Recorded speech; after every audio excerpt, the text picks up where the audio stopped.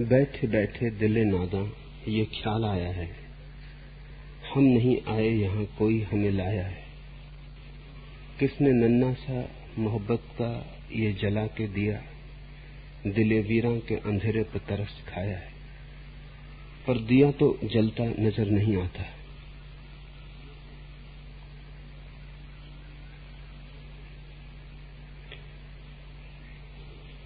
कविता उधार है,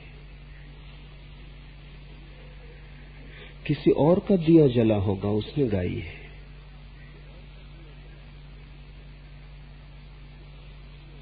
अपने काव्य को जन्माना होगा।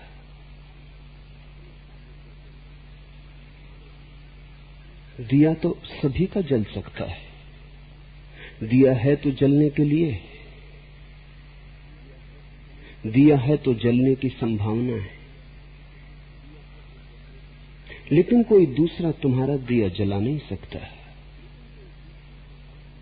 तुम्हारी स्वतंत्रता परम है। तुम न जलाना चाहो तो दिया जलाया नहीं जा सकता, और तुम जलाना चाहो तो कोई तुम्हें रोक न सकेगा। तुमने चाहा नहीं है कि दिया जले। अभी अंधेरे में तुम्हारे बड़े लगाव हैं। अक्सर मैं लोगों को देखता हूं, वो चाहते हैं अंधेरा भी बना रहे और दिया भी जल जाए। ऐसी उलझन है, क्योंकि अंधेरे में बड़े स्वार्थ है। जैसे एक आदमी चोरी करने गया हो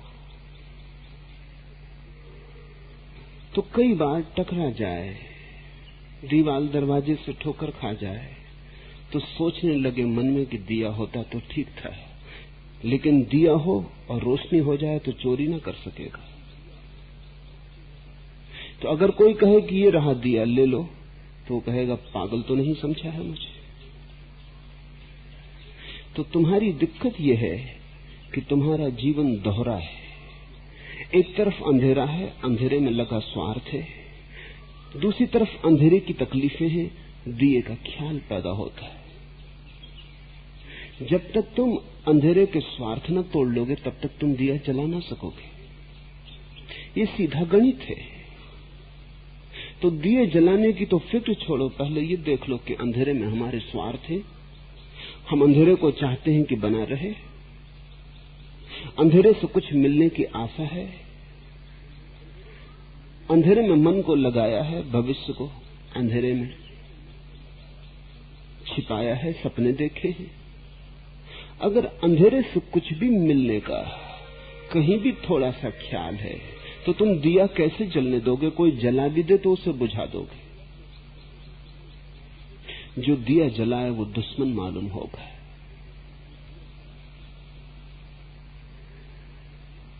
अंधेरे में तुम्हारा बड़ा न्यस्त स्वार्थ है, इसलिए दिया नहीं जल रहा है।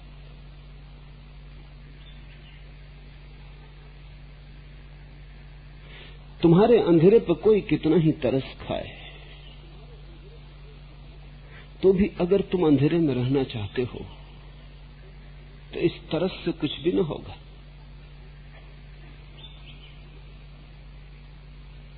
महावीर आते हैं, बुद्ध आते हैं, कृष्ण आते हैं, क्राइस्ट आते हैं। तरस की कुछ कमी नहीं है, करुणा बड़ी है। महाकरुणा के स्रोत आते हैं। स्वयं सूर्य तुम्हारे द्वार पर आके दस्तक देते, लेकिन तुम अपने अंधेरे में छिपे बैठे।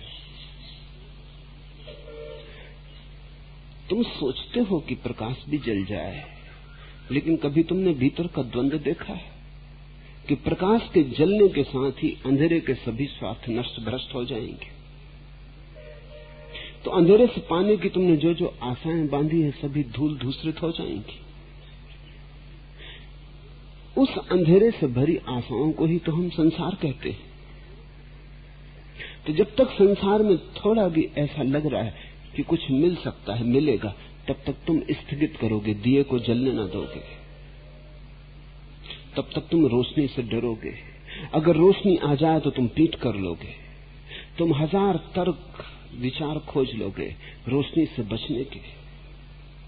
तुम कहोगे ये तो रोशनी आंखों को तिलमिलाती है, कि ये रोशनी तो हमारी सारी व्यवस्था को डगमगाए देती है, कि ये रोशनी तो असुरक्षित कर देगी,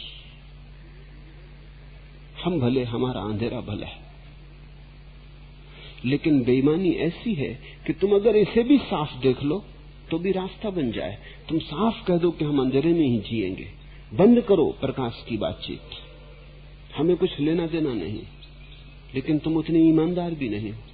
जब कोई प्रकाश की बात करता है तो तुम इतने स्पष्ट भी नहीं हो को कह सको कि बंद, ये बात से हमें कुछ लेना देना नहीं, हम अंधेरे में जीना चाहते हैं और अंधेरे में ही जिएंगे और अंधेरा हमारा सुख है। ये भी तुम नहीं कह पाते। तुम ये भी दिखलाना चाहते हो कि तुम प्रकाश के प्रेमी हो, तुम ये भी दिखलाना चाहते हो कि तुम शुभ के पक्षपाती हो। एक बहरा आदमी रोज सुबह चर्च जाता था। रविवार तो वो सबसे पहले पहुंच जाता था और पहली पंक्ति में बैठता था। वो वज्र बधिर था, उसे न तो प्रवचन में कुछ सुनाई पड़ता, न समझ में आता, न संगीत चर्च में होता वो उसकी सुनाई पड़ता।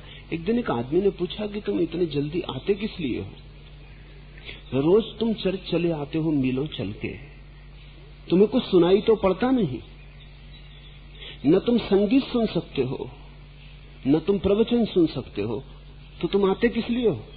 वो आदमी हंसने लगा। उसने कहा कि मैं जतलाने आता हूं कि सारी दुनिया देख ले कि मैं किस पक्ष में,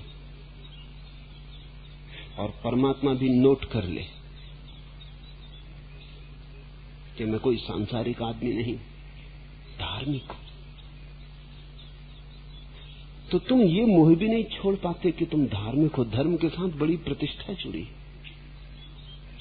धर्म के साथ बड़ा बल जुड़ा है, प्रभुत्व जुड़ा है।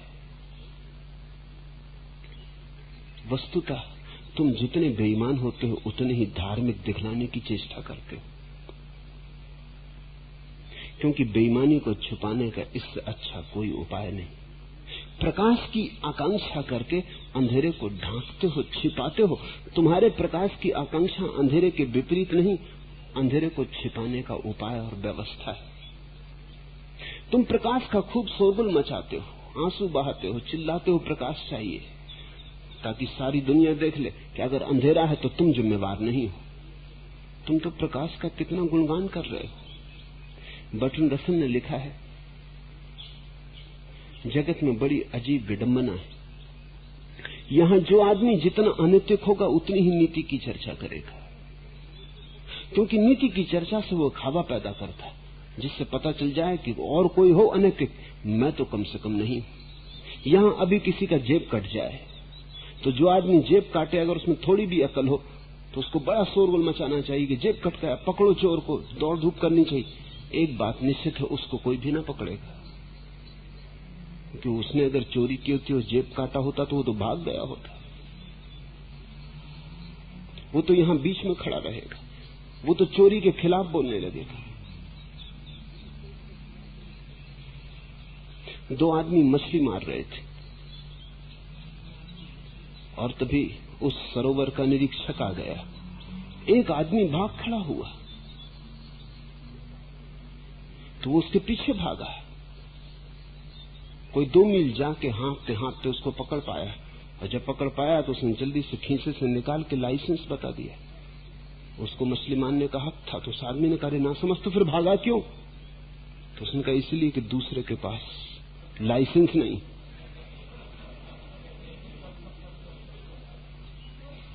लोग बड़ी होशियारी से चल रहे हैं। तुम प्रकाश की खूब बातचीत करते हो, ताकि एक बात तो निश्चित हो जाए कि तुम प्रकाश के आकांक्षी अभीप्स हो। तो तुम्हें कोई सोच भी ना सकेगा कि तुम और अंधेरे का व्यवसाय करते होगे। आसानी से लोग फंस जाएंगे तुम्हारे व्यवसाय में। तुम जेबें ज्यादा सुगमता से काट सकोगे। बेईमान होने के लिए धार्मिक होना जरूरी। दुकान ठीक चलानी हो तो मंदिर जाना जरूरी। मंदिर जाना दुकान के ठीक चलने का हिस्सा है। दुकानदार भी खाते बही लिखता है तो ऊपर लिखता है श्री गणेशाय नमः। लाभ शुभ ईश्वर का स्मरण करके किताब बाजार की शुरू करता है। ईश्वर का स्मरण उस किताब में सहयोगी होने को, वो ये कह रहा है बाधा मत डालना, हम तो तुम्हारे भक्त हैं। जैसा मैं देखता हूं, सैकड़ों लोग चाहते हैं ध्यान, लेकिन ध्यान जिन शर्तों से घट सकता है वो शर्तें पूरे करने को राजी नहीं।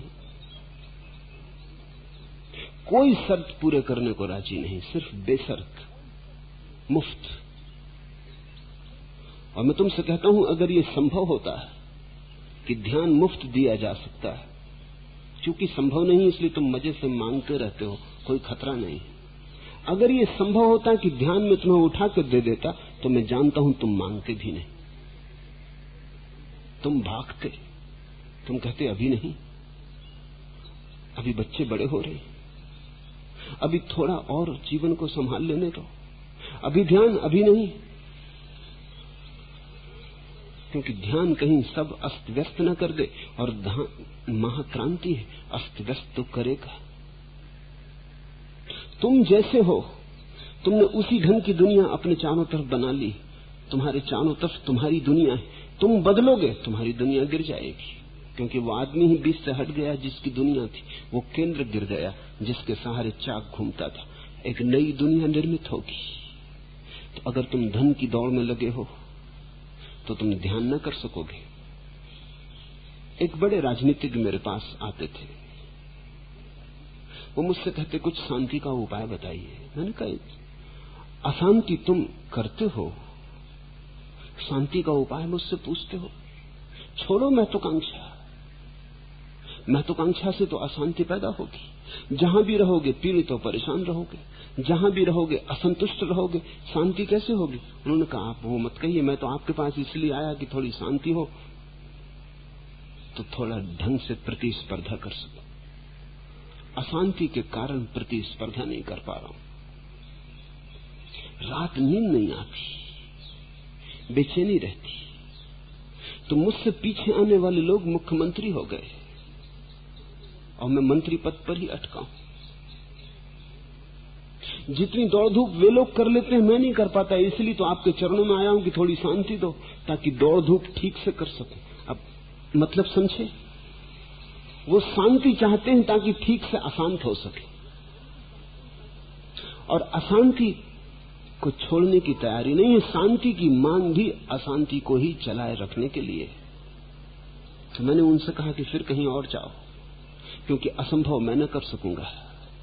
शांत तुम्हें कोई भी नहीं कर सकता जब तक तुम न समझ लो कि अशांत करने के उपाय बंद करने होंगे। जहां जहां से अशांति आती है वहां वहां से हाथ खींच लेना होगा। शांति के लिए कुछ भी नहीं करना पड़ता, सिर्फ अशांति से हाथ खींच लेते ही शांति निर्मित हो जाती। शांति तो अशांति का अभाव है। शांति के लिए सीधा कुछ भी नहीं करना है। तुमने अंधेरे में अपनी बड़ी आकांक्षाएं जोड़ रखी हैं, उनको हटा लो। दिया तो जल जाएगा, दिया तो जलने को तत्पर है, प्रतिपल तत्पर है, क्योंकि दिया जलने के लिए है। दिया तो जलने की संभावना लेके आया और रो रहा है। तुम्हारे दिए से टपकते आंसू में देखता हूं कि कब जलाओगे। क्या मुझे ऐसे ही बुझा बुझा ही विदा कर दोगे? क्योंकि ऐसे ही बहुत जन्मों में तुमने उसे विदा कर दिया। जन्म मिला लेकिन जीवन न मिला। जन्म के साथ ही जीवन थोड़ी मिलता है। जन्म तो केवल संभावना है, जीवन अर्जित करना होता है। जरूरी नहीं कि तुम जन्म गए तो तुमने जीवन पा लिया हो। जन्म के साथ तो बुझा दिया मिलता है, फिर उसे जलाना पड़ता है। गहन संघर्ष से जीवन की ज्योति प्रकट होती, जैसे दो लकड़ियों के घर्षण से आग पैदा हो जाती, दो पत्थरों के घर्षण से आग पैदा हो जाती।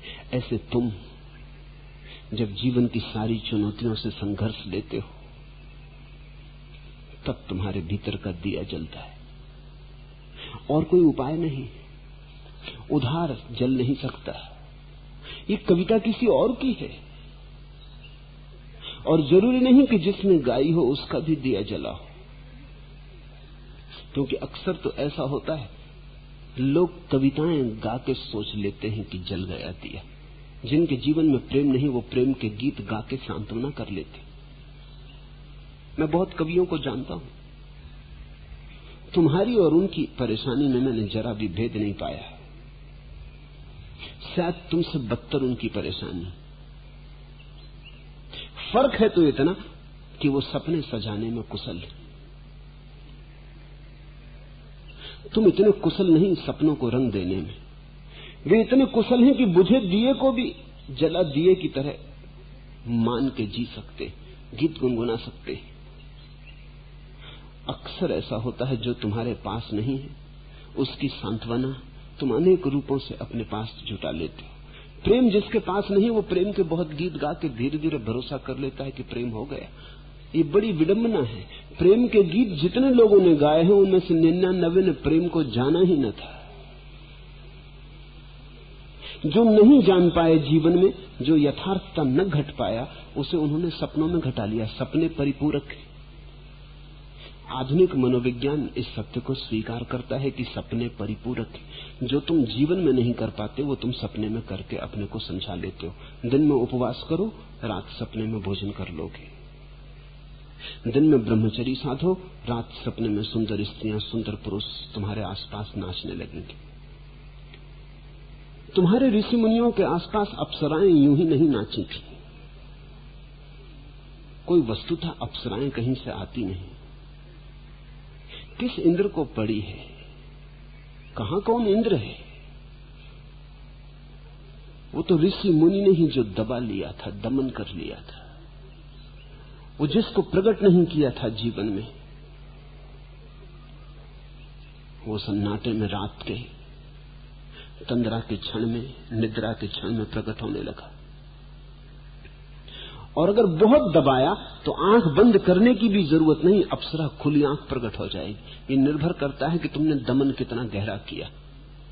अगर दमन बहुत गहरा कर लिया, इतना गहरा कर लिया कि अब दमन को बर्दाश्त नहीं किया जा सकता, तो खुली आंख भी तुम सपने देखने लगोगे। खुली आंख और बंद आंख में दमन की गहराई का ही फर्क है। तुम बंद आंख से देखते हो, तुमने पागल आदमी देखे, वो खुली आंख से देख रहे हैं। एक पागलखाने में एक आदमी दावा करता था कि वो ईश्वर का भेजा हुआ पैगंबर है। जिस मुसलमान खलीफा ने उसे कैदखाने में डलवा दिया था, वो उससे मिलने आया। कहा था कि 3 सप्ताह है, तो फिर से सोच ले। वो जब उसे मिलने आया तो वो एक खंबे से बंधा था। उस कोड़े मारे गए थे, 3 सप्ताह भूखा रखा गया था। और जब उसने उस आदमी से पूछा कि क्या ख्याल है, क्या अब भी तेरा ख्याल है कि तुझे परमात्मा ने पैगंबर बना के भेजा? इसके पहले कि वो बोले, एक दूसरा आदमी जो दूसरे खंबे से बंधा था, उसने कहा इसकी बातों में मत पड़ना, मैंने इसे कभी भेजा ही नहीं। ये सरासर झूठा है। लेकिन जो पैगंबर की तरह बंधा था, उसने क्या कहा? वो मुस्कुराया। उसने कहा ये तो लिखा ही है शास्त्रों में कि उसके पैगंबरों को सदा तकलीफें झेलनी पड़ेंगी। तुम्हारे कोड़ों से कुछ भी सिद्ध नहीं होता, इतना ही सिद्ध होता है कि शास्त्र सही।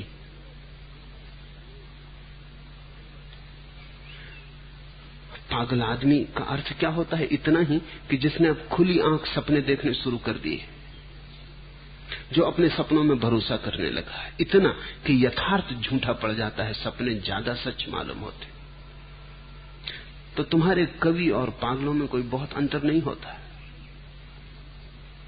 कवि थोड़े कुशल पागल हैं, जिनके पास कुछ प्रतिभा है, सुंदर गीत रच सकते हैं, कि सुंदर चित्र बना सकते हैं।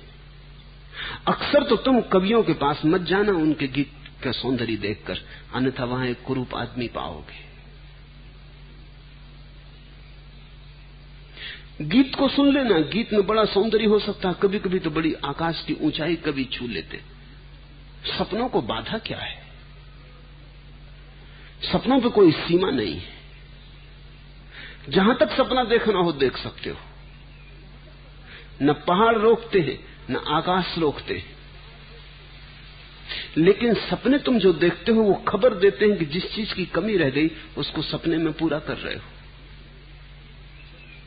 भिखमंगा सपने देखता है सम्राट होने के, और अक्सर सम्राटों ने भिखमंगे होने के सपने देखे ही नहीं, पूरे किए। महावीर बुद्ध सम्राट थे, लेकिन भिखारी होने का सपना पैदा हो गया। न केवल सपना देखा, उसे पूरा किया। भिखारी सम्राट होने के सपने देखते हैं। जो नहीं हो रहा है, जो नहीं है पास, उसको सपने में देखना पड़ता है। तो जरूरी नहीं कि जिसने ये पंक्तियां लिखी हुई, पंक्तियां प्यारी, सार्थक है। बैठे बैठे दिल नादा ये ख्याल आया है, हम नहीं आए यहां कोई हमें लाया है। ख्याल तो दुरुस्त है, लेकिन ये ख्याल ही नहीं है, ये सत्य है। तुम यहां आए कहां? कोई लाया है। तुमने न तो आने का निर्णय किया था, न तुमने आने की आकांक्षा की थी, न तुमसे किसी ने पूछा था कि तुम संसार जाना चाहते, जीवन में उतरना चाहते। कोई तुम्हें उतार गया है। एक दिन अचानक तुमने जाग के पाया कि तुम यहां हो। हमने सदा अपने को जिंदगी के बीच में पाया है, जिंदगी के प्रारंभ में तो किसी ने नहीं पाया। जरूर कोई लाया है, कोई आंख पे पट्टियां बांध के इस बगीचे में छोड़ गया है। बैठे बैठे दिल नादा ये ख्याल आया है, हम नहीं आए यहां कोई हमें लाया है। और अगर ये ख्याल ही रहा तो ज्यादा देर न टिकेगा, चला जाएगा। ख्याल आते हैं जाते, ख्याल बसते थोड़ी। ख्याल का कोई बड़ा भरोसा थोड़ी है। जब तक कि ये ख्याल ध्यान ना बन जाए तब तक इस पर भरोसा मत करना। ये तो आई है तरंग, चली जाएगी। अभी आई है, अभी भूल जाओगे, क्षण भर में उतर जाएगा ख्याल। जिस दिन ये ख्याल ध्यान बन जाए, ये तुम्हारी स्थिर चित्त की भाव दशा बन जाए कि कोई लाया है, क्या परिणाम होंगे? परिणाम बड़े दूरगामी होंगे। अगर कोई लाया है तो तुम्हारे अहंकार के लिए कोई जगह न रह जाएगी। जन्म किसी ने दिया, जीवन किसी ने दिया, तुम क्यों अकड़े फिरते हो? तुम नाहक बोझ ढो रहे हो इस मैं का। न तुम आए, न तुम हो, न तुम जाओगे। कोई लाया, कोई रखे है, कोई ले जाएगा। हिंदू पुराण बड़ी मधुर कथा कहते हैं। जो लाया वो ब्रह्मा, जो संभाले वो विष्णु, जो ले जाएगा वो शिव। तुम पर कुछ छोड़ते नहीं, काम ही नहीं छोड़ते कुछ। ब्रह्मा ले आया, विष्णु संभाले है, शिव ले जाएंगे। मतलब केवल इतना है कि विराट ने तुम में एक तरंग ली है। वही विराट जब चाहेगा तो तरंग समा जाएगी। तुम अपने को बीच में मत लाओ। जब इतनी विराट चीजें भी तुम्हारे बिना हो गई तो तुम छोटी छोटी बातों का हिसाब मत रखो कि मैंने मकान बनाया है। जब तुमने अपने को ही नहीं बनाया तो तुम मकान भी क्या बनाओगे? ये तो जिसने तुम्हें बनाया है उसी ने बनवा लिया होगा, उसी ने तुमसे ये मकान भी बनवा लिया होगा। एक कहानी में पढ़ रहा था, एक नास्तिक बोल रहा था, ईश्वर के विपरीत प्रमाण दे रहा था, और अंततः उसने बड़े नाटकीय ढंग से घूंसा मार के टेबल पर कहा कि अगर ईश्वर हो तो मैं चुनौती देता हूं, इसी वक्त अपने किसी देवदूत को भेजो ताकि मुझे एक चांटा मारे, चांटा सुना जा सके, देखा जा सके। ऐसे कोई देवदूत तो आते नहीं, ईश्वर ऐसी चुनौतियां लेता नहीं। ऐसा ले तो मुश्किल में पड़ जाए, इतने लोग हैं, इतनी चुनौतियां हैं। लेकिन एक आदमी बीच में से उठा, उसने आके एक चांटा मारा उसको। उसने कहा ये क्या करते हो? उसने कहा कि ईश्वर ने मुझे भेजा है। ईश्वर ने कहा कि तुम इस योग्य नहीं कि देवदूत भेजे जाएं, मैं ही काफी।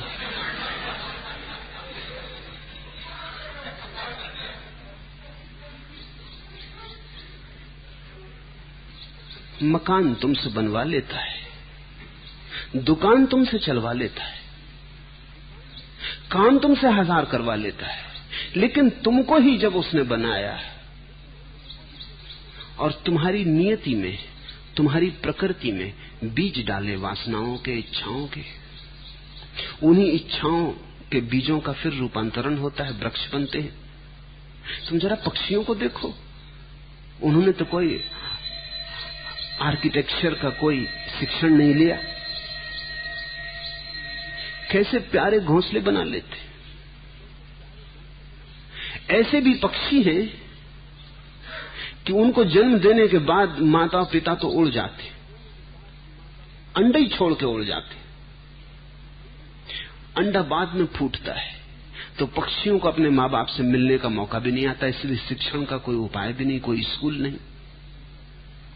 लेकिन जब वो पक्षी बड़े होते फिर घोंसला बनाते, और घोंसला ठीक वैसा ही होता है जैसे उनके माँ बाप ने बनाया था। वे भी उड़ जाएंगे अंडे को रखकर, अंडा फूटेगा तब माँ बाप पास न होंगे, पुनः सदियों सदियों अनंत काल तक ऐसा सिलसिला चलता रहेगा। वैज्ञानिक बड़े चकित थे कि घोंसला बन कैसे जाता, और घोंसला कोई छोटी प्रक्रिया नहीं। एक पक्षी का घोंसला उतार के बनाने की कोशिश करो, तुम बड़ी मुश्किल में पड़ जाओगे। तिनकों से, धागों से, पंखों से पक्षी ऐसे सुंदर घोंसले बनाते, कभी कभी तो बड़े जटिल घोंसले बनाते। कोई बनवा लेता है, जिसने पक्षियों को बनाया है उसी ने शायद पक्षियों के द्वारा घोंसले बनाने की योजना भी उनके भीतर कर रखी, बिना शिक्षण के करवा लेता है। तुम कहते हो मैंने प्रेम किया, कि मैं एक स्त्री के प्रेम में गिर गया। ये तुमने किया या कि जिसने तुम्हें जन्म दिया उसने ही ये प्रेम भी तुम्हें दिया? जीवन को थोड़ा परखो, फिर से छानो, फिर से विश्लेषण करो, तुम पाओगे कोई करवा रहा है। ये ख्याल तो बड़ा अच्छा है अगर ध्यान बन जाए, और ध्यान से मेरा अर्थ है अगर ये ख्याल स्थिर भाव बन जाए, तुम्हारा बोध बन जाए। बैठे बैठे दिले नादा ये ख्याल आया है, हम नहीं आए यहाँ कोई हमें लाया है।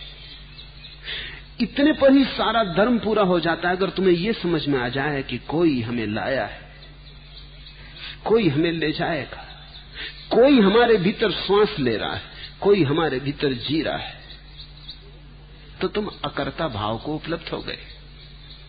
फिर तुम कर्ता नहीं हो, और जब तुम कर्ता नहीं हो तो तुम्हारी सारी जीवन ऊर्जा साक्षी बन जाएगी। कर्ता में नियोजित है जीवन ऊर्जा, करने में लगी है। अगर करने से तुम्हारा हाथ अलग हो जाए, ऐसा नहीं कि कर्म बंद हो जाएगा, कर्म तो चलेगा और सुडौल चलेगा और शुभ चलेगा। भूल चूक कम हो जाएगी, क्योंकि तुम्हारे कारण जो बाधा पड़ती थी वो भी मिट जाएगी। अबाध उसकी धारा तुमसे बहने लगेगी। कर्म तो चलता रहेगा, वो तो उस चलाने वाले पर है, वो तो पूर्ण पर है, लेकिन तुम्हारी ऊर्जा बचेगी। वही ऊर्जा संग्रहित होकर साक्षी भाव बनती, वही ऊर्जा समाधि बनती।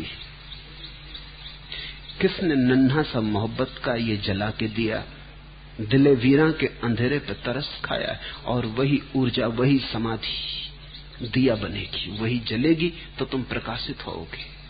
जब तक ध्यान की ज्योति न जले भीतर, तुम प्रकाशित न हो सकोगे। और ध्यान की ज्योति बाहर से भीतर नहीं डाली जा सकती, अंतरतम में ही खिलती है। जैसे वृक्षों में फूल लगते हैं तो वृक्ष में रसधार बहती, उसी रसधार के आखिरी छोर पर रंगीन फूलों का जन्म होता है। ऐसी ही तुम्हारे जीवन के वृक्ष में रसधार बह रही, वही रसधार जब ध्यान की तरह पकती है, समाधि के फूल खिलते हैं, तब तुम्हारे भीतर दिया जलेगा। कविताओं को गुनगुना के भूल में मत पड़ जाना। कविताएं प्यारी है, लेकिन जब तुम्हारा जीवन का काव्य निर्मित होगा तब तुम पाओगे सब कविताएं फीकी। जिस दिन तुम्हारा जीवन गीत गुनगुनाएगा उस दिन तुम पाओगे सब कविताएं कूड़ा करकट।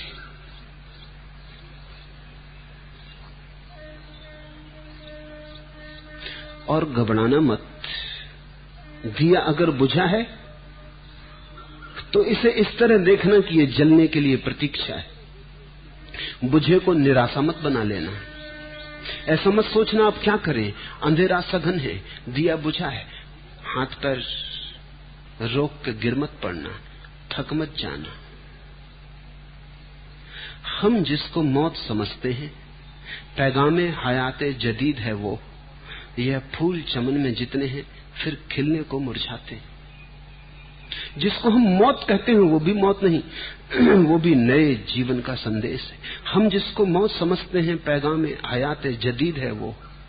यह फूल चमन में जितने हैं फिर खिलने को मुरझाते हैं। जो फूल मुरझा गया उसमें तुम नए खिलने वाले फूल की छवि देखना। यहां सब फिर से खिलने को मुरझाता है। अगर दिया बुझा है तो जलने को ही प्रतीक्षा कर रहा है कि जले। इसे निराश होने का कारण मत बना लेना। वस्तुतः यही तो आशा की किरण है कि तुम्हारा दिया अभी बुझा है, जल सकता है, कुछ होने को बाकी है। यही तो आशा की किरण है कि सब हो नहीं गया है। जो हुआ है वो क्षुद्र है, जो नहीं हुआ है वो विराट है। वो विराट अभी प्रतीक्षा कर रहा है, वो होने को है। यही तो जीवन की संभावना, उत्फुल्लता है, प्रसाद है कि कुछ होने को है। तो पैर में तुम घूंघर बांध सकते हो और नाच सकते हो, और जो होने को है वो सबसे बड़ा है जो हो चुका है। जो हुआ है जन्म, जो हुआ है देह का मिलना, जो हुआ है धन संपत्ति पद प्रतिष्ठा, वो सब छोटा है। जो होने को है, ध्यान समाधि मोक्ष, वो विराट है। जो हुआ है वो ना कुछ है, जो होने को है वो सब कुछ है। इसे आशा का संचार समझना, इसे समझना जीवन का संदेश। और एक बार तुम्हारे भीतर आशा पैदा हो जाए और तुम निराश न रह जाओ, हताश न बैठ जाओ, तुम्हारी जीवन ऊर्जा उठ बैठे आशा से भरपूर, तो रसधार बहने लगी, फूल खिलेंगे, दिए भी जलेंगे। यह तेरा तसव्वुर है या तेरी तमन्नाएं, दिल में कोई रह रह के दीपक से जलाए। यह तेरा तसव्वुर है या तेरी तमन्नाएं, दिल में कोई रह रह के दीपक से जलाए। जरा तुम्हारे भीतर आशा उठे तो उसका तसव्वुर, उसकी तमन्ना, उसकी खोज के लिए पैर आगे बढ़ने लगे। उसकी खोज करनी है जिसने तुम्हें भेजा है, उसकी खोज करनी है जहां से तुम आए हो। अगर हिंदुओं की भाषा का उपयोग करना हो तो कहो उसकी खोज करनी है जिसने तुम्हें भेजा है। अगर जैनों की भाषा का उपयोग करना हो तो कहो उसकी खोज करनी है जहां से तुम आए हो, मूल स्रोत की, जीवन के मूल बिंदु की, जहां से सारा विस्तार हुआ है। जरा सा भी तुम्हारे भीतर उसकी खोज का अंकुर पड़ जाए, दिल में कोई रह रह के दीपक से जलाए, तो पल पल दिए पर दिए, दियों की पंक्तियां, दीप मालाएं जल उठेंगी। तुम्हारा रास्ता ज्योतिर्मय हो जाएगा। लेकिन इस ज्योतिर्मय के पहले जोखिम उठानी पड़ेगी। अगर जोखिम न उठाई तो कभी रह जाओगे, अगर जोखिम उठाई तो ऋषि हो जाओगे। जोखिम उठानी पड़ेगी। जोखिम है उस सब को खोने की जो अंधेरे में ही मिलता है, और अंधेरे में ही मिल सकता है। अंधेरे के सारे व्यवसाय को खोने की जोखिम शर्त है दिए के जलने की। दिया जल सकता है, कीमत चुकाने को राजी हो जाओ। मुफ्त वो दिया नहीं जलेगा, और अच्छा है कि मुफ्त नहीं जलता, क्योंकि मुफ्त जल जाता तो कोई रस न होता। मुफ्त जल जाता तो तुम धन्यवाद भी अनुभव न करते। मुफ्त जल जाता तो तुम प्रौढ़ ही न हो पाते। मुफ्त जल जाता तो तुम जाग ही न पाते। तो दिया भी जलता रहता और तुम कमरे में अंधेरे में ही रहते, तुम आंख बंद किए सोए रहते। दिए के जलने से ही थोड़ी रोशनी हो जाती, आंख भी तो खुली होनी चाहिए। सूरज भी निकल आए और तुम आंख बंद किए पड़े रहो तो तुम अंधेरे में रहोगे। छोटी सी 2 पलकें इतने बड़े सूरज को नकार देती।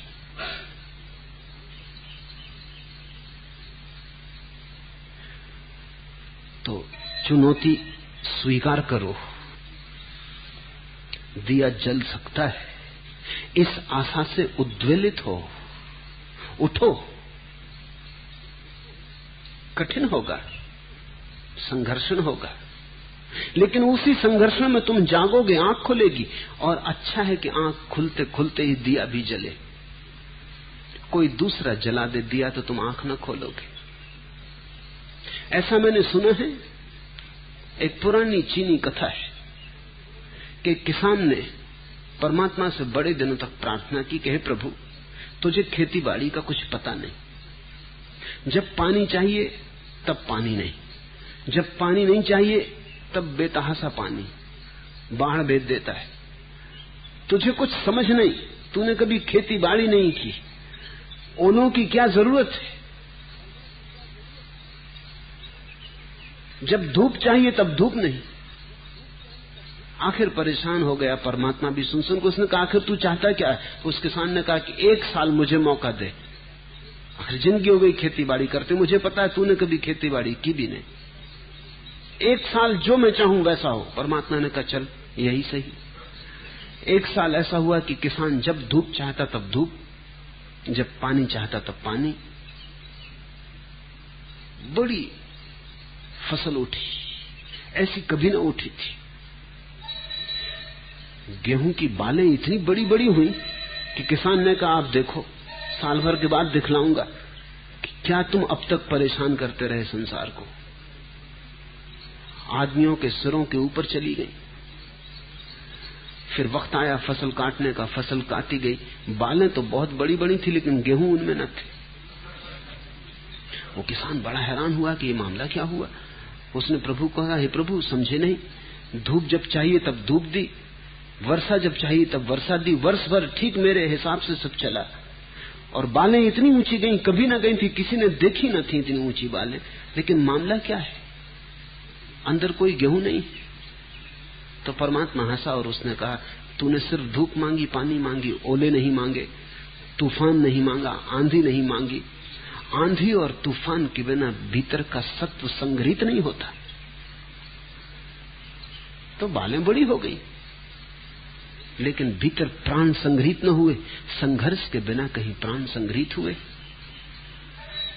तो अगर तुम्हें मुफ्त मिल जाता होता भीतर का दिया भी, तो तुम्हारे भीतर आत्मा पैदा न होती। तुम बाल हो जाते बड़ी लंबी, मगर भीतर गेहूं का दाना न होता। इस जीवन में जैसा है सब वैसा ही जरूरी है। जो चेष्टा से मिलना चाहिए वो चेष्टा से ही मिलता है, क्योंकि बिना चेष्टा के वो मिल ही नहीं सकता, वो पैदा ही नहीं होता। तुम्हारी पात्रता ही निर्मित नहीं होती।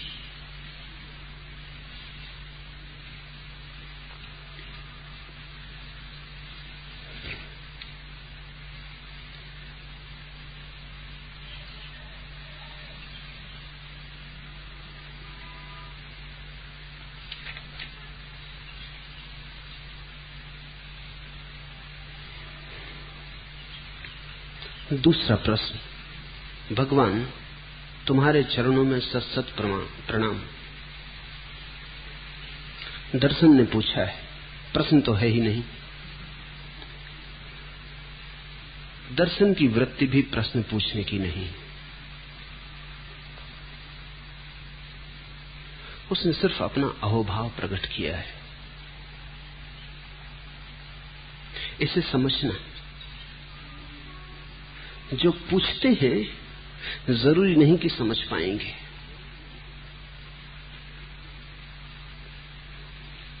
पूछने के कारण ही बहुत बार तुम समझने से वंचित रह जाते हो।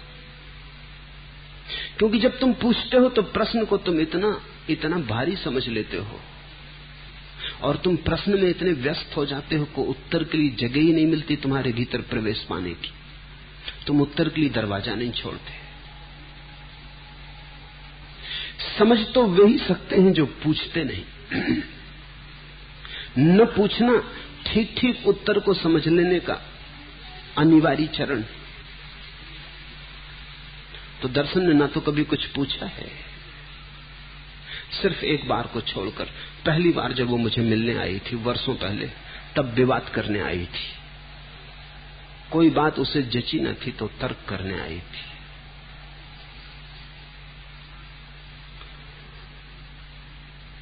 मैं उसी दिन देख लिया था कि वो उलझ गई, अब लौट ना सकेगी। आई थी तर्क करने, रह गई सदा को। उसके बाद उसने कभी कुछ पूछा नहीं। वर्षों बीत गए और इन वर्षों में बहुत लोग आए गए, वो फिर मेरे साथ रही। रास्ता उबड़ खाबड़ था तो भी, कंठ का कीर्ण था तो भी। अब तो मैं धीरे धीरे आश्वस्त हो गया हूं कि लौट के पीछे देखूंगा तो कोई भी ना हो तो भी दर्शन होगी। वो छाया की तरह पीछे रही। पहले ही दिन विवाद उसने छोड़ दिया। संवाद शुरू होता है तभी जब हम विवाद छोड़ते हैं, उत्तर पहुंचने लगता है तभी जब हम प्रश्न छोड़ देते हैं। तो उसने कुछ पूछा नहीं, इतना सिर्फ कहा है तुम्हारे चरणों में सशत प्रणाम। ये भी पहली दफे कहा है। ना गुफ्तनी हदीसे मोहब्बत नहीं, मगर जो दिल की बात वह कहें क्या जबां से हम। प्रेम कोई छिपाने की बात नहीं, ना गुफ्तनी हदीसे मोहब्बत नहीं, मगर प्रेम कोई ना कहने की बात नहीं। जो दिल की बात वह कहें क्या जबां से हम, लेकिन जो दिल की बात है उसे कैसे जबान से कहा जाए। कहना भी चाहे तो भी कही नहीं जा सकती। जो भी कहा जा सकता है वो बुद्धि का होता है, जो नहीं कहा जा सकता वही हृदय का है।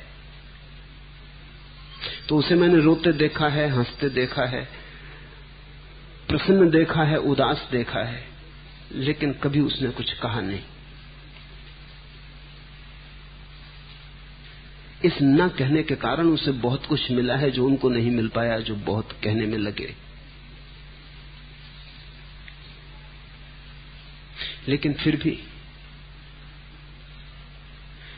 खामोश भी रहो, चुप भी रहो, तो भी हृदय कुछ कहना चाहता है, नहीं कह सकता, असमर्थ पाता है, फिर भी कुछ कहना चाहता है। कहने में, अभिव्यक्त होने में संबंधित होना चाहता है। मैं हजार जब्त करूं तो क्या, मैं हजार कुछ न कहूं तो क्या, कि दयारे नाचे हबीब में मेरी खामोशी भी सवाल है। उस प्रेमी के दरबार में, उस प्रेमी की महफिल में मैं हजार जब्त करूं तो क्या, मैं हजार कुछ न कहूं तो क्या, न कहो संभालो तो भी, कि दयारे नाचे हबीब में मेरी खामोशी भी सवाल है। लेकिन चुप रहना भी तो अभिव्यक्ति हो जाती, ना कुछ कह के भी तो कुछ कह दिया जाता है। मौन भी तो अपनी एक मुखरता रखता है। तो यद्यपि दर्शन ने कभी कुछ कहा नहीं, लेकिन बहुत कुछ वो कहती रही है अपनी चुप्पी से, अपने शांत मौन से। अनेक बार मैंने उसे पूछा भी है, लेकिन फिर भी वो बचा गई है, उसने कुछ कहा नहीं। ऐसी भाव दशा जल्दी ही परम फूलों को उपलब्ध होती। और आज उसने पहली दफा लिखा है। एक बार और उसने पत्र लिखा था, वो भी खाली कागज भेजा था, उसमें कुछ लिखा नहीं था। उत्तर में उसका भी दिया था, क्योंकि खाली कागज में भी तो कोई बड़ी अंतरतम से उठी हुई प्रश्नावली है, कुछ जो नहीं कहा जा सकता, जिसे शायद वो खुद भी नहीं तय कर पाती कि कैसे कहे, उसको खाली कागज में लिख के भेज दिया है अपने शून्य को। आज उसने धन्यवाद दिया है, कुछ लिखा है, तुम्हारे चरणों में सत सत प्रणाम। उसके भीतर कुछ हो रहा है, वो बड़ी पीड़ा से गुजर रही है।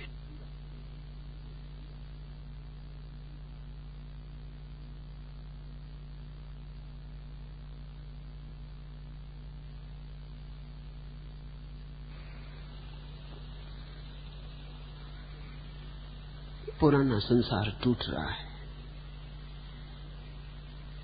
नए का अभ्युदय हो रहा है। इन पीड़ा के क्षणों में अत्यंत जरूरी है कि वो जो होने जा रहा है उसके प्रति अहोभाव से भरी रहे। अन्यथा पुराना संसार काफी बजनी है, उसका जाल जंजाल गहरा है, उसमें बार बार उतर जाने की, उलझ जाने की संभावना है। लेकिन उसके सौभाग्य से वो जाल खुद ही टूटा जा रहा है, वो जाल खुद ही पीछे हटा जा रहा है। सदा ही ऐसा होता है, जिस दिन तुम तैयार हो उसी दिन संसार तुम्हें छोड़ने को तैयार हो जाता है। तुम लाख कहते हो कि क्या करें, कैसे छोड़ें, संसार नहीं छोड़ रहा है, गलत कहते हो।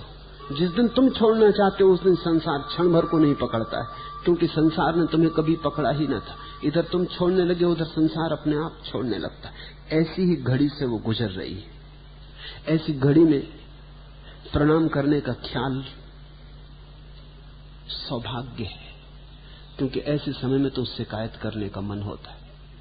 अगर वो शिकायत लिख भेजती आज तो मैं समझता कि ठीक था, तर्कयुक्त था, क्योंकि पीड़ा से गुजर रही, घनी पीड़ा से गुजर रही। आज वो मुझ पर नाराज होती तो समझ में आने वाली बात थी, क्योंकि ये बिल्कुल स्वाभाविक है कि जब पीड़ा से कोई गुजरे तो कहीं न कहीं किसी न किसी को दोष दे, और मुझसे ज्यादा करीब उसके कोई भी नहीं, तो जो भी करीब हो उसी को हम दोष देते। आज इस दुख की घड़ी में स्वाभाविक था कि वो कहते कि तुम्ही ने सब खराब कर दिया, सब उजड़ गया, सब धागे टूटे जा रहे हैं। लेकिन इस घड़ी में उसका चरणों में प्रणाम भेजना बहुत बहुमूल्य है। इस किरण के सहारे ही वो पार हो जाएगी।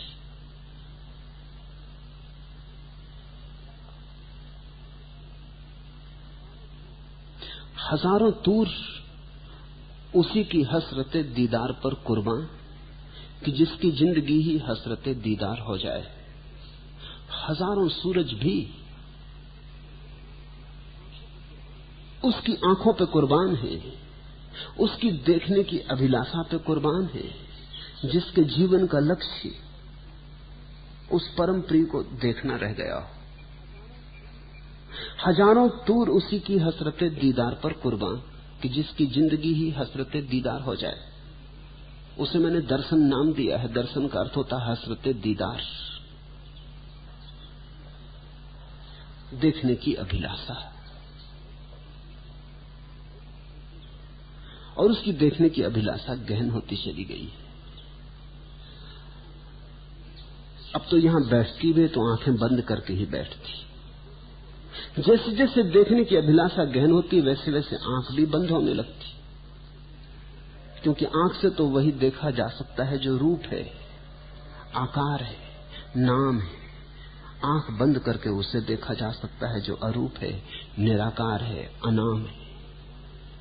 हजारों तूर उसी की हसरते दीदार पर कुर्बान, कि जिसकी जिंदगी ही हसरते दीदार हो जाए। और दर्शन की जिंदगी अब उस दिशा में प्रवाहित हो रही, उसकी नाव,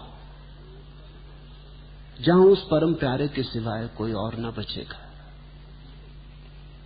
कठिन होगी यात्रा, सब छूटेगा, लेकिन सब छूटने के मूल्य पर ही सब मिलता है।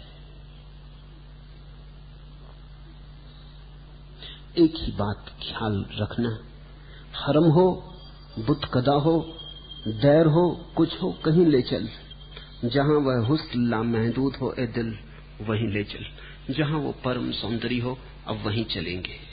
हरम हो, बुत कदा हो, दैर हो, कुछ हो, कहीं ले चल। मंदिर हो, मस्जिद हो, काबा हो, काशी हो, कुछ भी हो। हरम हो, बुत कदा हो, दैर हो, कुछ हो, कहीं ले चल। जहां वह हुस्न ला महदूद हो, ए दिल वहीं ले चल। जहां वो असीम सौंदर्य हो, जहां उस परमप्रिय का दर्शन हो, उसके लिए सब निछावर करने की तैयारी रखना। वो आखिरी दम तक परीक्षा लेता है, वो आखिरी घड़ी तक परीक्षा लेता है, आखिरी घड़ी तक पीड़ा देता है। लेकिन जो उस पीड़ा से गुजर जाता है वो उस महापात्रता को उपलब्ध हो जाता है जहां तुम्हें परमात्मा को खोजने नहीं जाना पड़ता है, परमात्मा तुम्हें खोजता आता है। और अगर अहोभाव हो तो घड़ी दूर नहीं। शिकायत से लोग दूर होते हैं परमात्मा से, धन्यवाद से पास होते हैं। जितना धन्यवाद गहन होता जाता है उतनी दूरी कम होती जाती है। अगर अहोभाव परिपूर्ण हो जाए तो दूरी समाप्त हो जाती है। अहोभाव के क्षण में अचानक तुम पाते हो वही है मौजूद, उसने ही तुम्हें सब तरफ से घेरा है, उसके अतिरिक्त और कोई भी नहीं, उसके अतिरिक्त और कुछ भी नहीं। गुल में, सफक में, दामने अबरे बहार में देखा जो मैंने आए नजर तुम जगह जगह।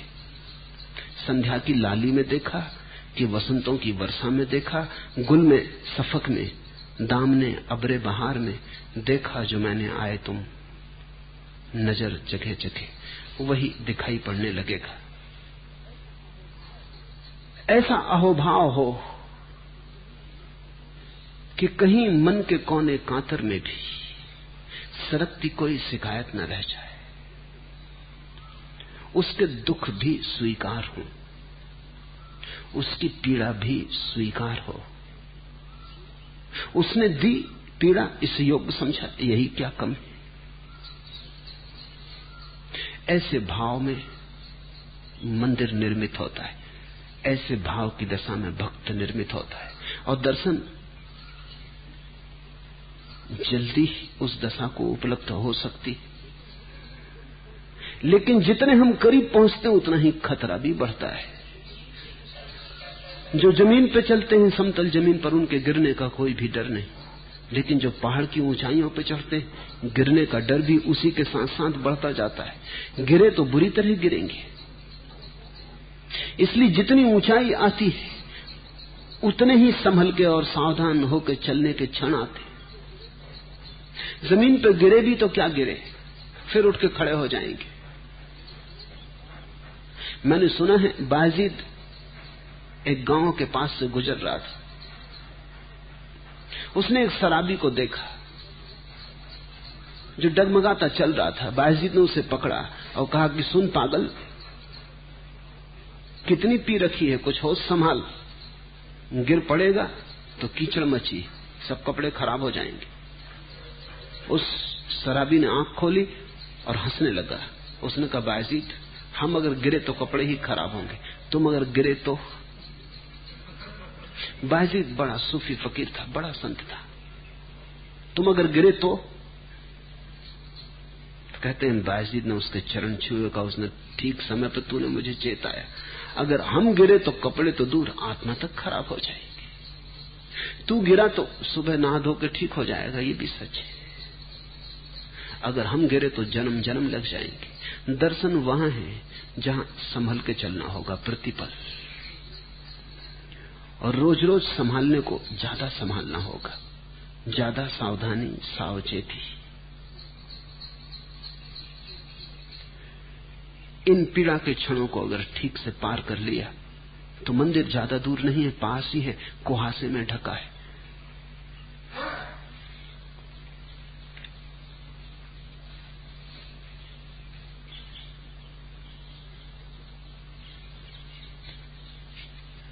तीसरा प्रश्न, कल जिस क्षण आपने कहा कि महावीर ने स्वाधीनता को आत्यंतिक मूल्य दिया, वह मूल्य किसी और ने नहीं दिया, उस क्षण में आपको निहारता ही रहा। क्या कर दिया आपने?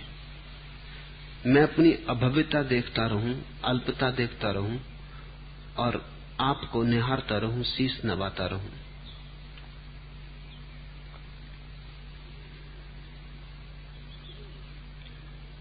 सुना यदि शांत मन से तो कभी कभी ऐसे झरोखे खुलेंगे।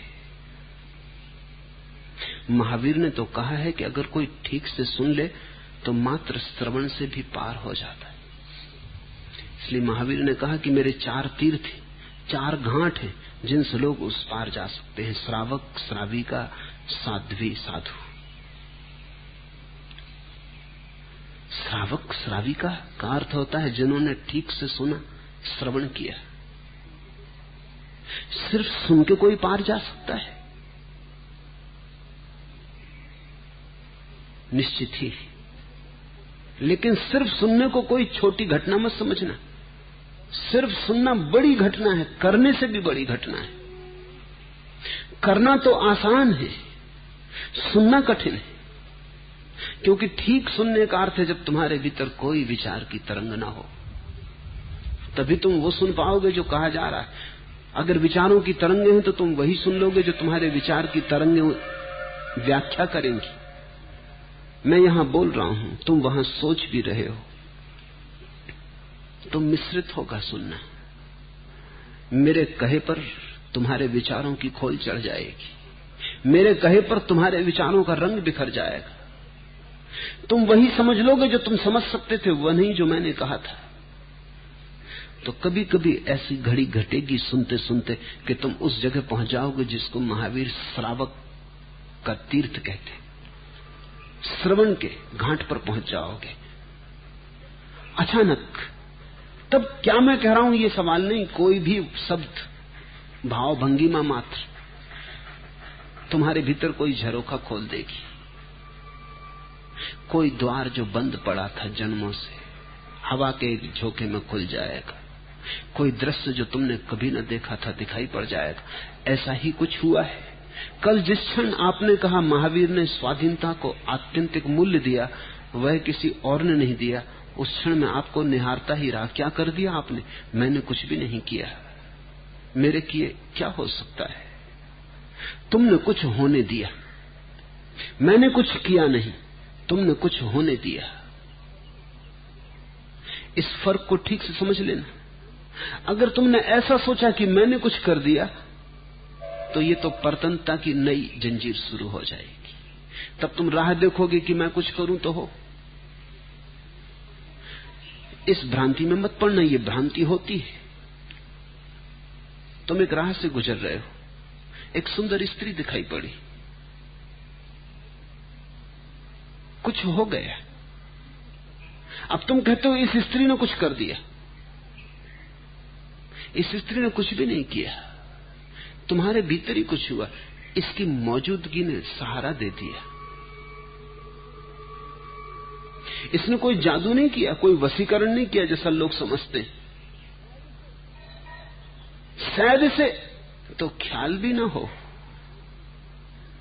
तुम्हें कुछ हुआ ये पक्का। इसकी मौजूदगी ने कैटालिटिक एजेंट का काम किया। शायद इसकी मौजूदगी में ना हो पाता, देर अबेर होता है, लेकिन इसकी मौजूदगी में कोई चीज तुम्हारे भीतर झलक गई। लेकिन जो झलकी है वो तुम्हारी ही अंतर्दशा है। इसकी मौजूदगी में तुमको झलक मिली प्रेम की, लेकिन प्रेम तुम्हारी भावदशा है। तुम्हारे भीतर पड़ा हुआ प्रेम फूट पड़ा। इसकी मौजूदगी अवसर बनी, इसने कुछ किया नहीं। इसकी मौजूदगी निष्क्रिय अवसर है। ठीक वैसे ही बुद्ध पुरुषों की मौजूदगी निष्क्रिय अवसर है। बुद्ध या महावीर तुम्हारे भीतर कुछ करते नहीं, इतनी हिंसा भी वे न कर सकेंगे। ये भी हिंसा हो जाएगी। असमय में कुछ कर देना ऐसा ही होगा जैसे गर्भपात हो जाए समय के पहले। नहीं, वो प्रतीक्षा करेंगे। सुकरात कहता था मेरा काम दाई का काम है, मिडवाइफ का। दाई का काम यह है कि जब बच्चा पैदा होने के करीब हो तब वो जरा सहारा दे दे। बिना सहारे के भी पैदा हो जाएगा बच्चा, थोड़ा सहारा दे दे। थोड़ी ढाढ़स बंधा दे, थोड़ी हिम्मत बंधा दे, लेकिन समय के पहले बच्चे को बाहर ना निकाल दे, अन्यथा बच्चा मृत होगा या अर्ध जीवित होगा। तो जो भी यहां घटेगा मेरे निकट तुम्हारे भीतर, तुम उसे घटने दे रहे हो, इतना याद रखना। भूल के भी ये मत सोचना कि मैंने कुछ किया, तुमने कुछ होने दिया। अगर ये तुम्हें ख्याल रहे तो तुम मालिक रहोगे। तुम जब होने देना चाहोगे तभी हो जाएगा। अगर तुम सतत होने देना चाहोगे तो सतत होता रहेगा। लेकिन मालिकियत मेरे हाथ में मत दे देना, ऐसी भूल अक्सर हो जाती। अक्सर जीवन में हमारा सारा तर्क यही है। कोई तुम्हारे पास से गुजरा और तुम्हें नमस्कार न किया, क्रोध आ गया। अब तुम कहते हो इस आदमी ने क्रोधित कर दिया। उस आदमी ने कुछ भी नहीं किया, ये उसकी मर्जी, नमस्कार करे न करे। हाँ, एक मौजूदगी बनी, एक अवसर बना, उसने नमस्कार नहीं किया। क्रोध तो तुमने होने दिया। इसे दोष दूसरे पर मत देना। तुम्हारे भीतर कोई दूसरा कुछ करता नहीं। ऐसा ही समझो कि एक सूखा कुआं हो और हम उसमें बाल्टी डालें, खूब खड़खड़ाएं, खूब डुबकी लगवाएं बाल्टी की, लेकिन कुछ भी ना हो क्योंकि कुआं सूखा है। बाल्टी खाली की खाली वापस आ जाए। फिर भरे कुएं में हम बाल्टी डालें तो भर के आ जाए।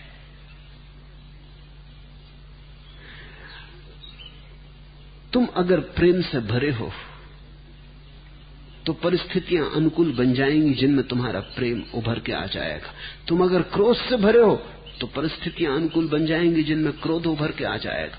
ये संसार सभी परिस्थितियों का समागम है। यहां सभी परिस्थितियां मौजूद है। तुम जिससे भरे हो वही प्रकट होने लगेगा। अगर तुम थोड़े शांत मौन से भर जाओ तो तुम्हारे भीतर बहुत कुछ घटेगा, बहुत से वातायन खुलेंगे। लेकिन भूल के भी ये मत कहना कि मैंने कुछ किया। ज्यादा से ज्यादा इतना ही कहना कि मेरी मौजूदगी में तुमने कुछ होने दिया। और फिर ये भी कोशिश करना कि मेरी मौजूदगी के बिना भी वो हो जाए, ताकि तुम उसके मालिक बन सको। मुझे सुन रहे थे, कुछ हुआ, अचानक तुम चौंक गए, अवाक रह गए, चकित। अब ऐसा ही सुबह बैठ जाना, सूरज उगते हुए सूरज को देखना, फिर वैसे ही शांत मौन उसे देखते रहना। तुम अचानक पाओगे किसी दिन सूरज के उगने से भी वैसा हो जाएगा। फिर पक्षियों के कोलाहल को सुनना, उनके कलरव को सुनना। किसी दिन तुम पाओगे सुनते सुनते सुनते फिर तार मिल गए, फिर हो गया। तब तुम एक बात पक्की हो जाएगी कि तुम जहां भी होने देते हो वहीं हो जाता है। फिर किसी दिन बीच बाजार में, जहां होने की कोई आशा नहीं दिखाई पड़ती, वहां तुम बाजार के शोरगुल को मौन भाव से सुनना और तुम चकित होगे, वहां भी हो जाता है। तब तुम मालिक होने लगे, तब तुम अपने पैरों पर खड़े होने लगे। तब मैं तुम्हारे लिए वैसाखी न बना, वरन मेरी मौजूदगी ने तुम्हारे पैरों को बल दिया। ध्यान रखना, तुम्हारी आकांक्षा मुझे वैसाखी बना लेने की है, लेकिन वैसाखी मिल जाए तो भी तुम लंगड़े ही रहोगे। किसी गुरु को वैसाखी मत बनाना, और जो गुरु स्वयं को तुम्हारी वैसाखी बनने दे वो तुम्हारा मित्र नहीं शत्रु है, क्योंकि वो तुम्हारे लंगड़ेपन के लिए शाश्वतता दे रहा है। अब तुम सदा के लिए लंगड़े रह जाओगे। यही बात अक्सर घटती है। तुम किन्हीं लोगों के पास जाके कहोगे कि आपकी मौजूदगी में आपने ऐसा कुछ कर दिया। सदगुरु और असदगुरु की पहचान यही है। असदगुरु कहेगा हाँ मेरी शक्ति से ऐसा हुआ, सदगुरु कहेगा किसी की शक्ति का कोई सवाल नहीं, तुमने होने दिया। और तुम अगर होने दो तो कोयल की कुहू कुहू से भी हो जाएगा, पानी की झरने की आवाज से भी हो जाएगा, सागर के तुमुल नाच से भी हो जाएगा, फिर तो बीच बाजार में भी हो जाएगा। भीड़ कोलाहल, चलते हुए लोग, हजार तरह की बातें, शोरगुल, उससे भी हो जाएगा। क्योंकि असली बात बाहर से भीतर नहीं आ रही, असली बात भीतर से बाहर जा रही है। असली बात है कि तुम शांत होकर सुनने में समर्थ हो गए, तुमने कोई प्रतिक्रिया न की। निश्चित ही पहली दफा उसी व्यक्ति के पास हो सकेगा जिससे तुम्हारा बड़ा श्रद्धा का लगाव है।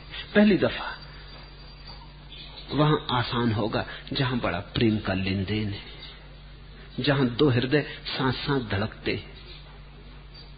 जब तुमने मेरी ये बात सुनी तब किसी कारण से संयोगवशात तुम चुप थे, मन में सन्नाटा था, सुनने को आतुर थे इसलिए बोल नहीं रहे थे। उस आतुरता में भी कोई ऐसी घड़ी आई होगी जहां मेरे श्वास की और तुम्हारे श्वास के बीच एक लयबद्धता आ गई, एक तालमेल हो गया। तो जिस जगत में मैं स्पंदित हो रहा हूं, क्षण भर को तुम मेरे साथ नाच लिए, स्पंदित हो गए।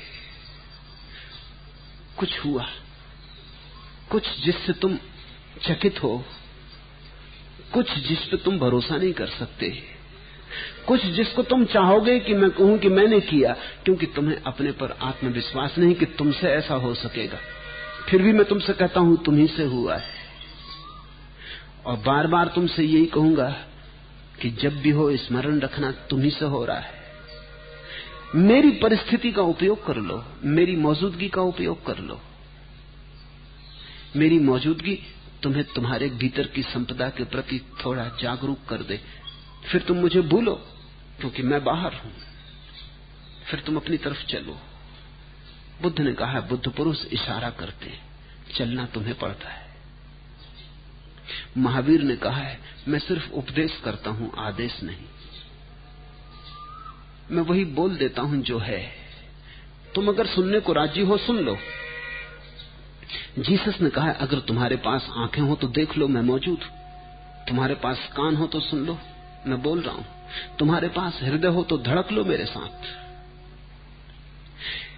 ऐसा ही समझो कि थोड़ी क्षण भर को तुम मेरे साथ धड़क लिए, श्वास से श्वास मेल खा गई, धड़कन से धड़कन मेल खा गई। एक क्षण को एक आरोह हुआ, तुम्हारे भीतर एक तरंग उठी, उसने आकाश छू लिया। लेकिन इसे मैं चाहता हूं कि तुम सदा स्मरण रखना कि वो तुम्हारे ही कारण हुआ, क्योंकि अगर मेरे कारण हुआ तो तुम मुझसे बंधे, फिर बाजार में ना हो सकेगा, फिर पक्षियों के कलरव में ना हो सकेगा, फिर सागर के तुमुलनाद में ना हो सकेगा, फिर तुम बंधे मुझसे, फिर तुम्हें तुम्हारा नशा हो गया, फिर तुम्हें मेरी तलफ लगेगी कि जाएं वहां, सुने वही, फिर सत्संग करें।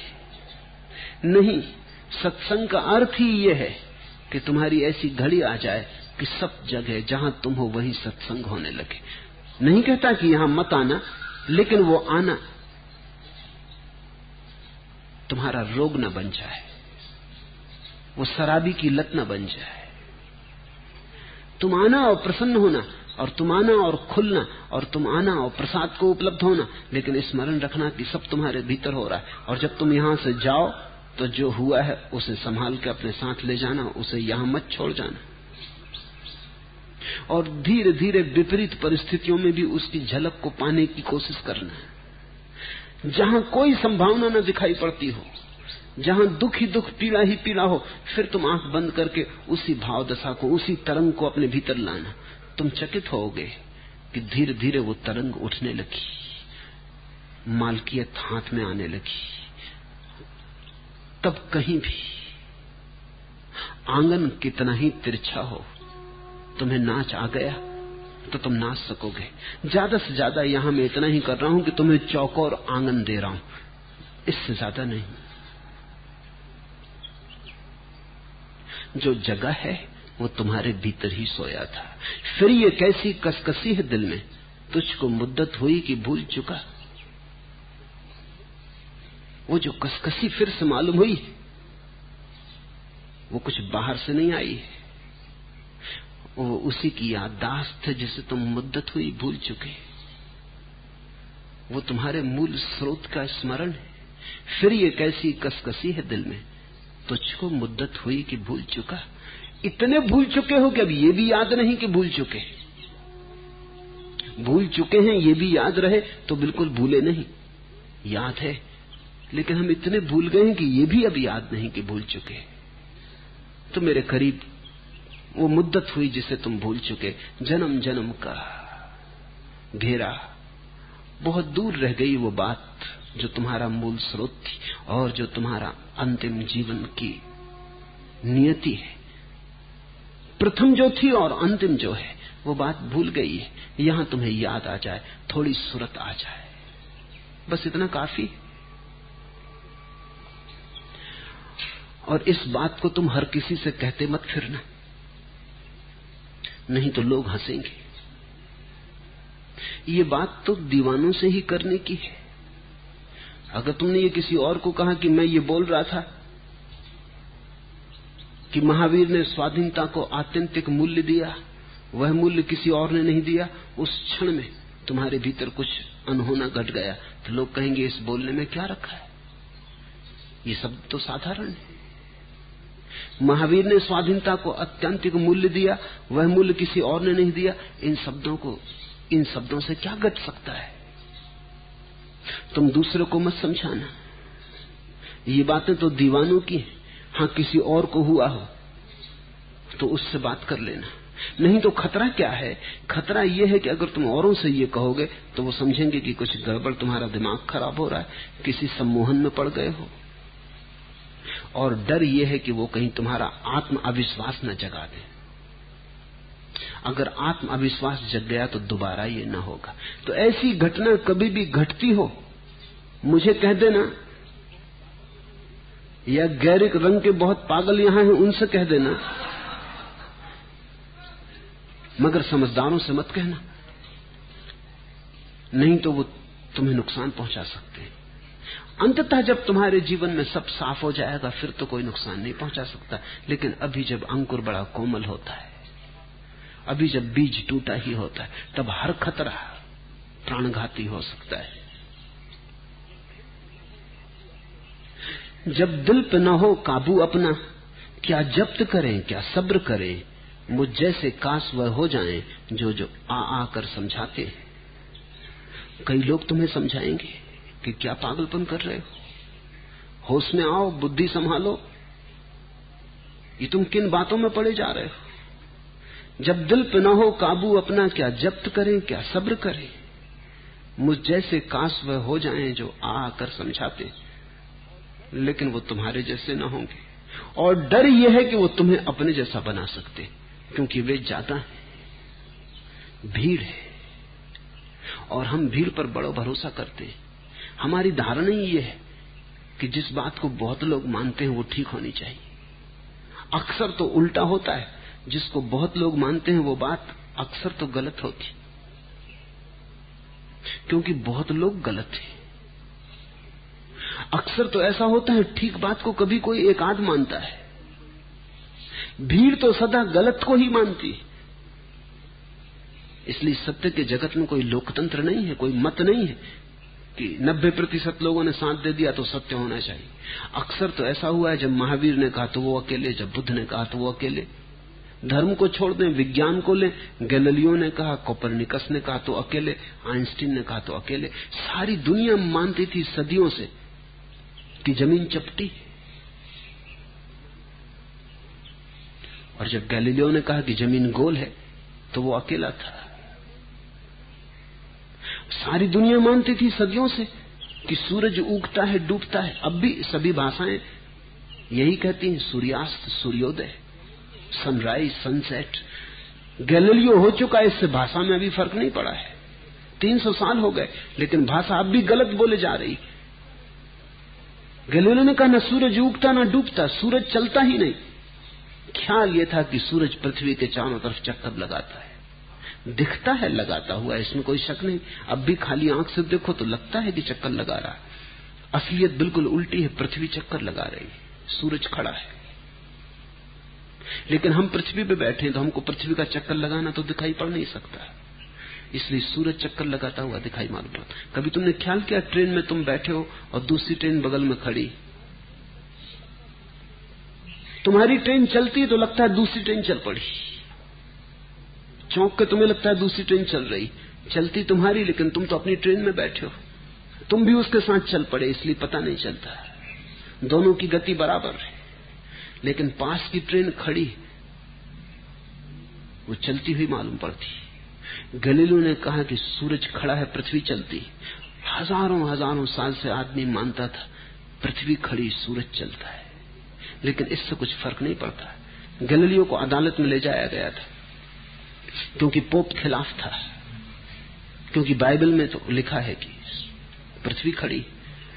और धर्मगुरु सदा डरते रहे कि अगर शास्त्र की एक भी बात गलत हो जाए तो लोगों में शक पैदा होगा। लोग सोचेंगे जब एक गलत हो सकती तो बाकी भी गलत हो सकती। तो पोप को समझ में भी आ रहा था, लेकिन फिर भी उसने गैलीलियो को कहा कि तुम क्षमा मांगो। अदालत में घुटने टेक के गैलीलियो ने क्षमा मांगी, लेकिन वो आदमी भी बड़ा गजब का था। उसने कहा कि मैं क्षमा चाहता हूं, आप कहते हैं, शास्त्र कहते हैं तो सूरज ही चक्कर लगाता होगा, पृथ्वी खड़ी होगी, लेकिन एक बात मैं कह देता हूं, मेरे कहने से कुछ भी नहीं होता। लगा तो पृथ्वी ही चक्कर ले, मेरे कहने से क्या होगा? मैं क्षमा मांगता हूं, मेरा इसमें कुछ हाथ ही नहीं है, कोई मैं थोड़ी पृथ्वी को चलवा रहा हूं, तो मैं झंझट में नहीं पड़ना चाहता। लेकिन एक बात मैं कह देता हूं कि मैं क्षमा मांगू या न मांगू, मैं कहूं या न कहूं, इससे क्या फर्क पड़ता है? आदमियत माने या न माने, इससे क्या फर्क पड़ता है? सूरज खड़ा है, पृथ्वी चक्कर लगा रही। दुनिया में सत्य को जानने वाले तो कभी कभी होते हैं, भीड़ तो असत्य को मानती है, लेकिन हमारे मन में एक धारणा है कि जिसको बहुत लोग मानते हैं वो ठीक होना चाहिए, इतने लोग मानते हैं, और हमारा कोई आत्मविश्वास तो है नहीं।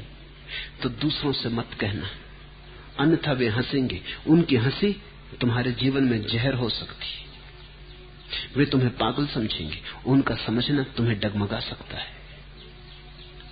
इसलिए ये बातें तो ऐसी हैं कि जो तुम्हारे ही रास्ते पे चल रहे हो और जिन्हें कुछ ऐसा होना शुरू हुआ हो, उनसे कर लेना, तो तुम एक दूसरे के लिए सहयोगी बनोगे, सहारा बनोगे, बल दोगे, आत्मबल विकसित होगा, और जितना आत्मबल बढ़ेगा उतनी और घटनाएं संभव हो जाएंगी।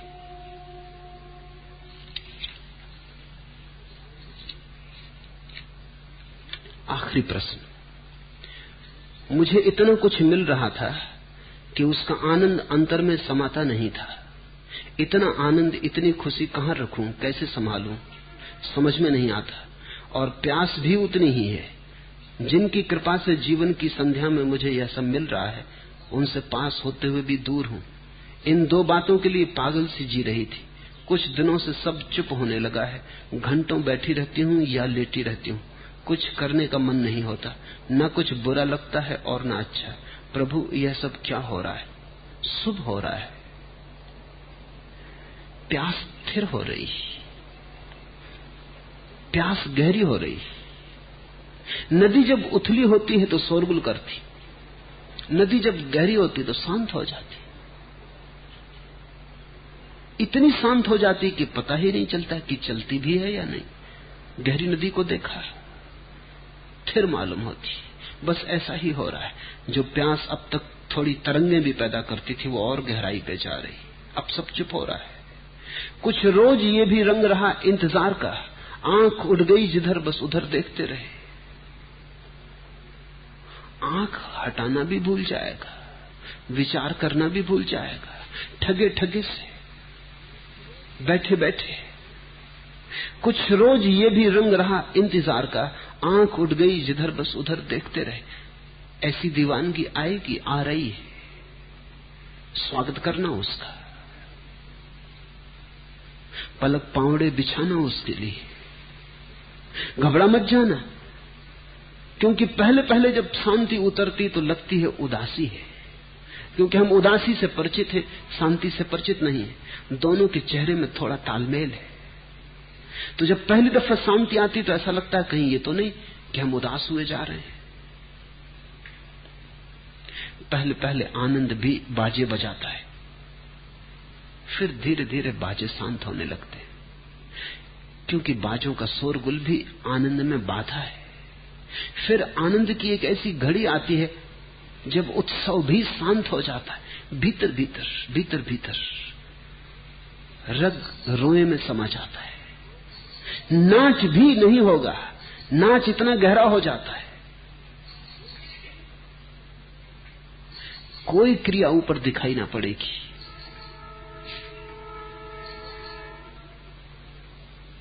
पहले तो 100 के दीद में सब कुछ भुला दिया, अब मैं नजर को ढूंढ रहा हूं, नजर मुझे। ऐसी घड़ी आती कि अपना ही पता नहीं चलता। पहले तो 100 के दीद में सब कुछ भुला दिया, पहले तो उस परमात्मा को देखने की आकांक्षा में सब भुला बैठे, लेकिन उस सब भुलाने में नजर भी खो जाती। अब मैं नजर को ढूंढ रहा हूं, नजर मुझे। अब कुछ समझ में नहीं आता कौन कहां है, कौन कौन है। आखिरी घड़ी में कुछ भी पता नहीं चलता भेद का, कौन भक्त है कौन भगवान है। रामकृष्ण अपने ऊपर ही फूल डाल लेते थे, भगवान को चढ़ाने जाते खुद ही पे डाल लेते, भगवान को भोग लगाते खुद ही के मुंह में डाल लेते। लोगों ने शिकायत की कि ये तो कोई पूजा न हुई, ये तो पूजा का उल्लंघन है। रामकृष्ण का करूं क्या, भेद ही नहीं मालूम होता। ये मुंह भी अब उसी का, ये सिर भी उसी का, ये हाथ भी उसी के, ये फूल भी उसी के। कौन कौन है पक्का पता नहीं चलता। एक तेरी तमन्ना ने कुछ ऐसा नवाजा है, मांगी ही नहीं जाती अब कोई दुआ हमसे। अब ये जो घड़ी आ रही है, इस घड़ी में कुछ भी मांगना मत। अब तो सिर्फ धन्यवाद, सिर्फ अहोभाव, उसे धन्यवाद देना, जो भी वो दे धन्यवाद देना। उदासी मालूम पड़े तो भी धन्यवाद देना, जल्दी उदासी शांति में परिणत हो जाएगी। ऐसा लगे उत्सव खो रहा है तो भी धन्यवाद देना। एक नया उत्सव शुरू हो रहा है जो अभिव्यक्ति का नहीं है, जो अनभिव्यक्त है, जो शांत है और मौन है। मैं तुमसे कहता हूं महावीर भी नाचे, मीरा ही नहीं नाची, लेकिन मीरा का नाच बाहर भी आया, महावीर का नाच भीतर ही भीतर रह गया, इतना गहन है।